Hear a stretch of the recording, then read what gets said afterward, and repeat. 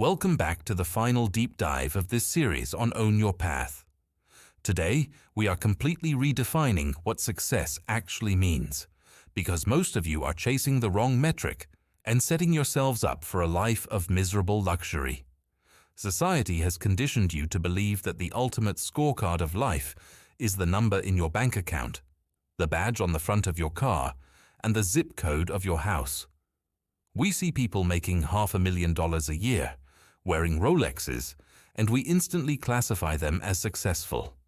But if you pull back the curtain on that individual, you often find a slave. They work 80 hours a week in a high-stress corporate job they despise. They have a massive mortgage, massive car payments, and they are terrified of getting fired because their entire identity and survival depend on their next paycheck. They cannot take a Tuesday off to go for a walk. They cannot travel the world without begging another grown adult for permission. They have high income, but they have absolutely zero freedom. They are what I call a time squatter. They are just renting their existence from their employer and their debt. To truly own your path, you must realize that money is entirely worthless if it does not buy back your time. The ultimate untouchable metric of success is time sovereignty. Time sovereignty is the ability to wake up in the morning and do exactly what you want, with exactly who you want, for exactly as long as you want, without needing to ask for permission or worry about the cost. This is the apex of human existence. To achieve this, you have to completely restructure your relationship with money. Money is not a tool to buy status. Money is a tool to buy freedom. When you make your first $10,000 of extra income, the amateur goes out and buys a designer watch to look rich.